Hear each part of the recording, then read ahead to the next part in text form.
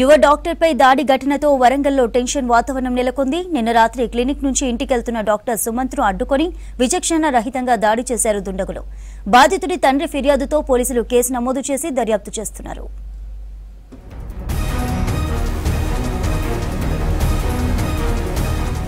వరంగల్లో యువ డాక్టర్ సుమంత్ రెడ్డిపై దాడి కేసులో ఇన్వెస్టిగేషన్ కొనసాగుతోంది. నిన్న రాత్రి హాస్పిటల్ క్లోజ్ చేసి ఇంటికి వెళ్తుండగా ఉర్సుగుట్ట బట్టుపల్లి సమీపంలో సుమంత్ రెడ్డిపై దాడి చేశారు దుండగులు. దాడిలో డాక్టర్ కు తీవ్ర గాయాలయ్యాయి. సుమంత్ రెడ్డి పరిస్థితి విషమంగా ఉండటంతో మెరుగైన వైద్యం కోసం హైదరాబాద్ కు తరలించారు.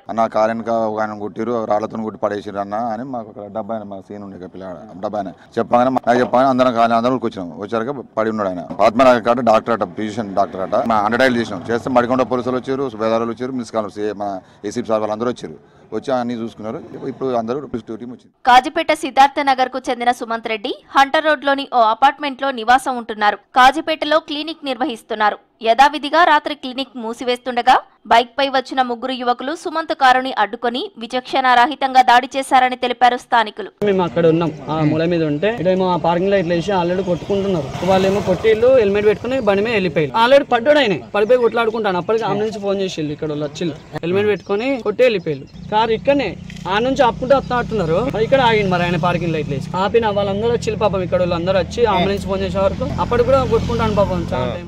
డాక్టర్ పై దాడి చేసిందెవరు, ఎందుకు చేశారు, హత్యాయత్నమా లేక యాక్సిడెంటల్ గా గొడవ జరిగి కారును అడ్డగించారా అన్న కోణంలో పోలీసులు దర్యాప్తు చేస్తున్నారు. పక్కా స్కెచ్ తో మర్డర్ అటెంప్ట్ చేశారని అనుమానిస్తున్నారు లోకల్స్. దాడి జరిగిన ప్రదేశంలో సీసీ కెమెరాలు లేకపోవడం పోలీసులకు ఇబ్బందిగా మారింది. కాజిపేట నుంచి హంటర్ రోడ్, వరంగల్ వరకు సీసీ కెమెరాల ఫుటేజీలను పరిశీలిస్తున్నారు. సెల్ ఫోన్ లొకేషన్ ఆధారంగా టెక్నికల్ ఎవిడెన్స్ సేకరిస్తున్నారు పోలీసులు. టవర్ ఐడీస్ ఇప్పుడు ఇక్కడ ఏమేమి మొబైల్స్ ఉన్నా, ఏది ఉన్నా, ఎంతమంది ఉన్నా మొత్తం టోటల్ ఇక్కడ ఉన్న వాళ్ళందరి డాటా వస్తుంది.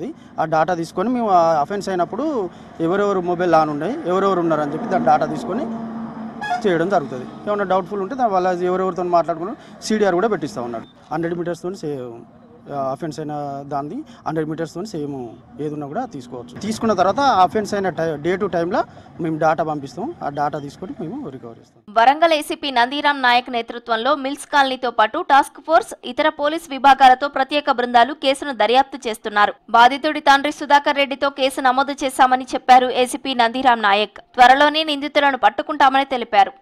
మన కాజీపేట విష్ణుపురిలో క్లినిక్ ఉన్నది. తను వరంగల్ గ్రీన్వుడ్ స్కూల్ ఏరియాలో ఉంటారు.